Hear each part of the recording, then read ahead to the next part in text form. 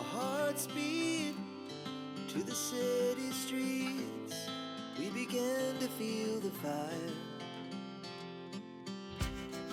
We rise like tall buildings as the chemicals they take us higher. The night's young and it's just begun as she puts her hand in mine. Hello there and welcome back, or welcome if you're new. My name is Daphne. Thank you so much for joining me today. I hope that you enjoy this sneak peek to the reveal of our project. I just wanted to start this video off with showing you where we left off last week, which was in this area, which is the barbecue area, where we did a total makeover and we made the space look absolutely amazing. And we also did a shed makeover in that video. So this is the area that we're going to be working on this week. These are the far back beds in my backyard. I have a small backyard, but I try to make sure that I do a variety of plants and have beautiful color all year long. So this is going to be the bed that we're going to be working on. It is towards the back fence line. It is completely covered in weeds, and I found this vine which I had no idea that it was growing back here. It's coming from my neighbor's property and it has totally taken over this back bed. And I did a plant app and I identified it. It's a wisteria vine and it's supposed to be beautiful with flowers, but unfortunately it is not something that is wanted in my area. So I am definitely cutting this and removing it from this space back here, and then we're going to get into removing all of the pine straw that has fallen from my humongous pine trees that are flanking this bed. I have I think about 6 large trees that flank my perimeter of my backyard. They have been, planted and been in this landscape for probably over 60 some odd years, or probably longer. They are humongous and I absolutely love the shade that they are able to provide for my back space, but they do cause a big problem in my landscape, which is the falling pine straw, the pine cones that litter, and also just the overall maintenance that I have to do in my backyard. Now I have definitely neglected this back section. I haven't cleaned it at all this whole spring. So the last time that I came back here was probably the fall of last year. So I've just been putting it off. But today is the day that I'm getting started, and I'm going to do a little, project, throughout the week so that I'm able to accomplish this. So this is the first day that we're getting started. And again, guys, I am working in little time spurts, anywhere from 15 to 30 minutes at a time, because during this time we are still going through the heat wave. Towards the middle of this video, we did break the heat wave and we got only into the 80s, and I was so happy because the humidity and all came down. But during the heat wave, we're definitely making sure that we're hydrated and we're staying cool. So I just wanted to let you guys know, during this past week, we had our 1936 home insulated because we had no insulation in our walls. While doing so, we had the insulation put from the outside and the inside wherever possible. Well, by doing so, my landscape has been totally demolished. Like, havoc has been wreaked. It is so messy around the perimeter of the home. So in my next video, I'm going to show you the aftermath, and then also we're going to just tackle it and refresh. I think the first project that I'm going to be doing is a refresh of the front porch, so stay tuned for that. So now that we have that bed semi cleaned out, I'm just going to be dragging this large lawn bag, and I'm just trying to get it, all corralled into one area. At the end of this project, we had 4 bags full of debris.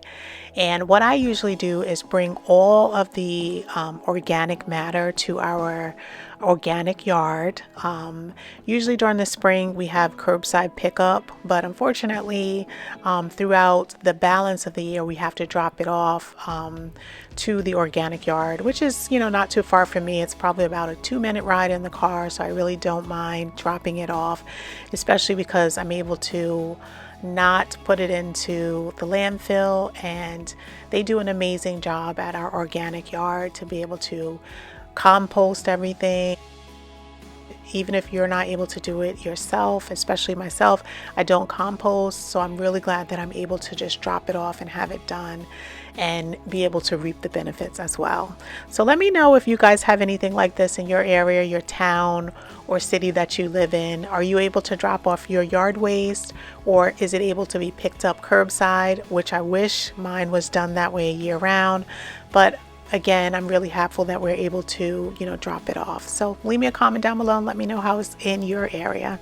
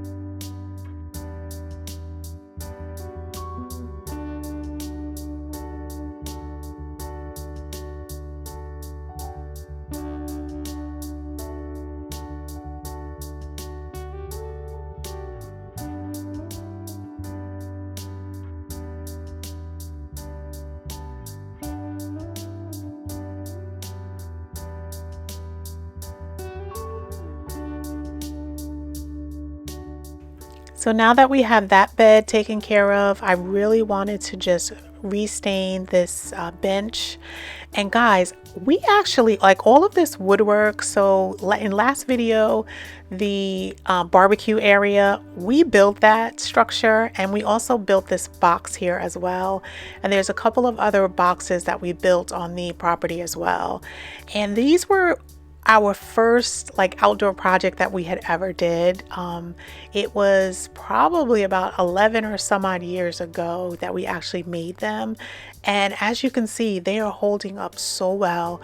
We used pressure treated lumber, and we had originally stained it a cherry color, and over the years I definitely have refreshed it several times. Last year I used the slate semi-transparent, and I think I put 1 or 2 coats on it, and it gave that red color a very nice coating, as you can see here. But this year we're switching over to using the slate color from Behr, and we've been using it in a solid color, and I absolutely love the way that the color just totally unifies and just makes it pop out here in the landscape. So I'm so happy that I was able to also stain this section as well. So I'm just cleaning it off. I did want to let it dry a little, and then we're going to go in with 1 coat. It made a beautiful coverage with just 1 coat. So we're just going to go in and we're going to coat it, and then we're going to let it dry, and then we're going to come back the next day and we're going to continue on with this makeover.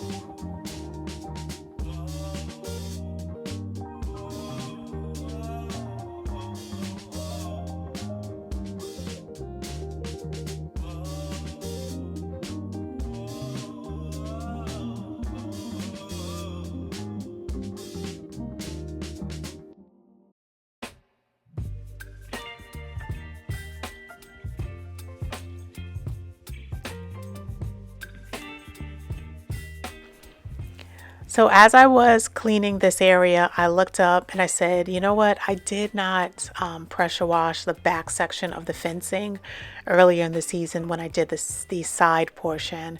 So I went and I grabbed the pressure washer. And this pressure washer is amazing. I've talked about it in so many of my videos. It's always linked in the description in my Amazon storefront, along with anything that I'm able to link. So you guys can always click the link and you can always shop my Amazon storefront. Now, I'm just giving you a close-up here of how good I was able to clean this fence. Absolutely love the way that the grime just melts off of this fence.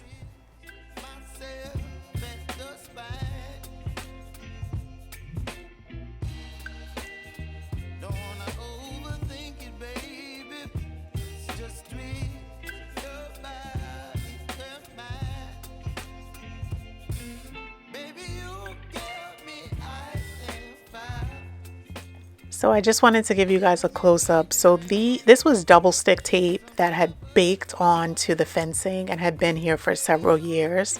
So I just wanted to show you how easy I was able to get that sticky residue off with the pressure washer.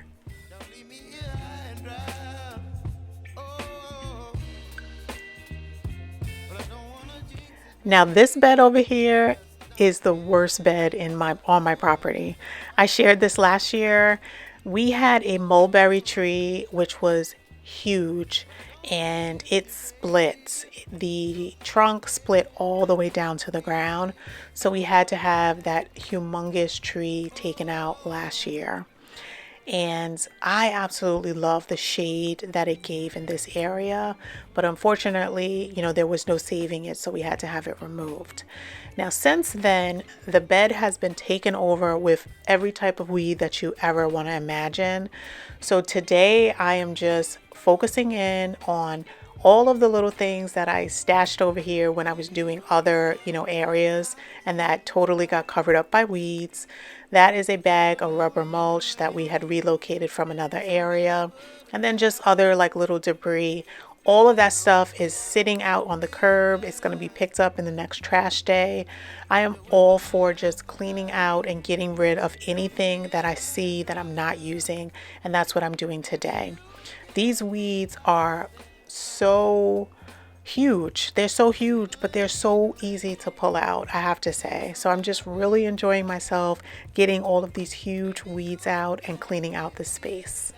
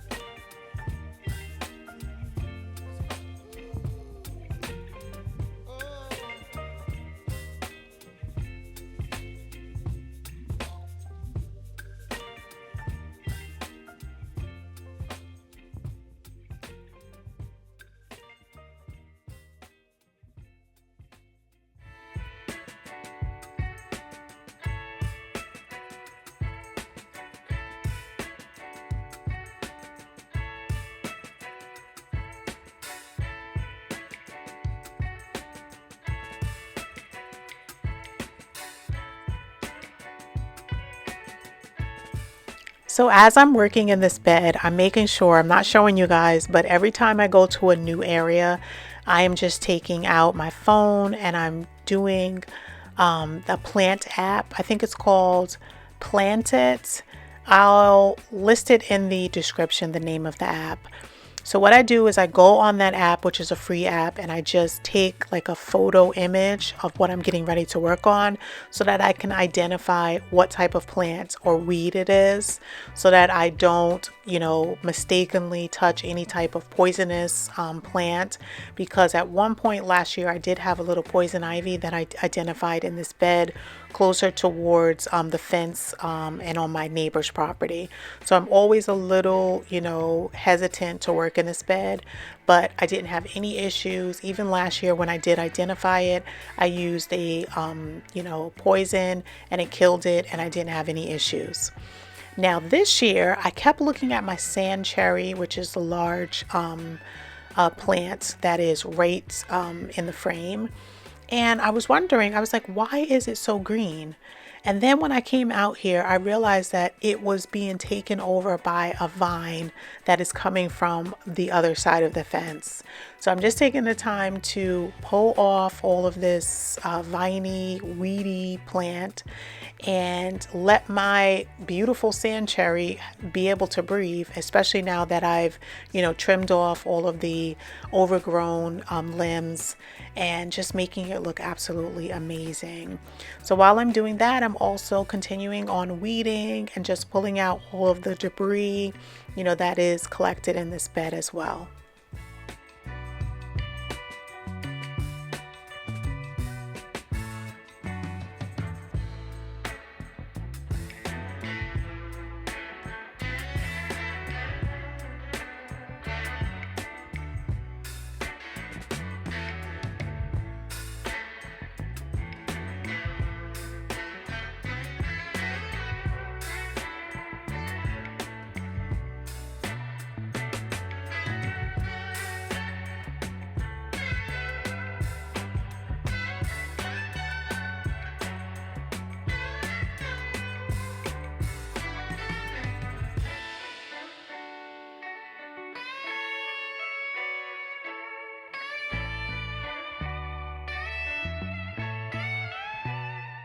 So let me know, do you guys have any areas in your yard that you love, but you are neglecting a little for whatever reason? Is it, that you just don't have the motivation to, tackle that area?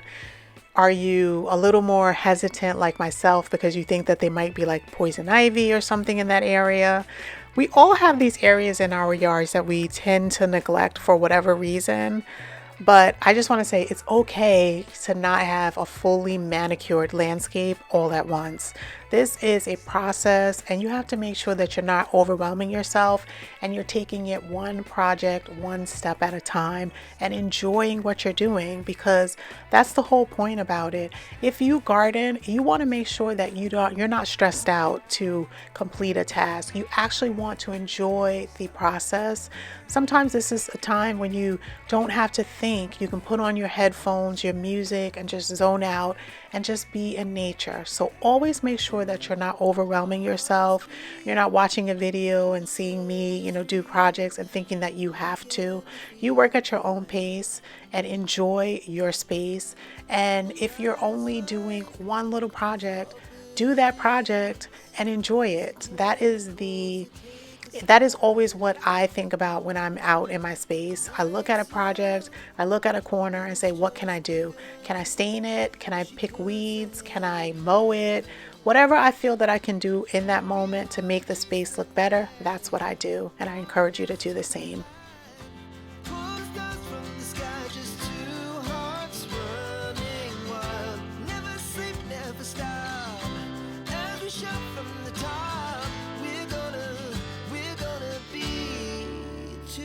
Running wild.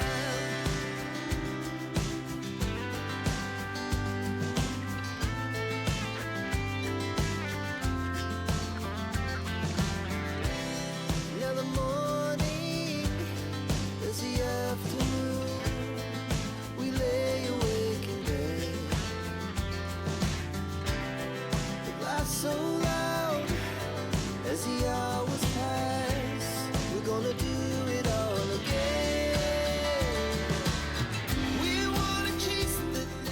So I went to Lowe's. I have been trying to switch over and just get a better type of mulch. So I picked up this cedar mulch. It's a Timberland mix. It's a local mix. So every Lowe's and Home Depot always has their own local mulch. And so this is the local mulch in my area. And it says that it's not dyed, it's more natural, so it should be better. you know, for the plants itself, because it doesn't have all the dye. And I really like the color. As you guys know, I like brown mulch anyway, so this color is very appealing to me. So I'm just laying down a thick layer of the mulch, and then we're going to move over to doing the finishing touches in the area where we have the bench.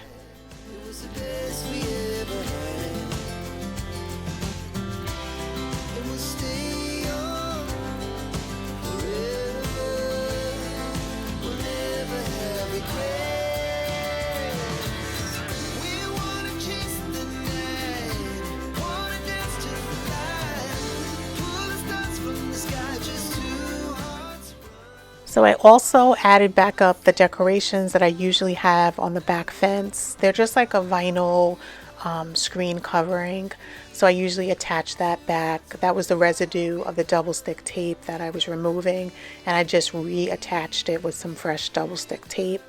Before I do my final reveal, I just wanted to just use the string trimmer to just knock down the grass towards the edge of the bench. And then I'm going in with just a nice layer of mulch. I like to suppress the grass in that section, so when it rains, the dirt doesn't splash up on top of the wooden bench, so it just makes it look really nice and crisp. So that's what I try to do.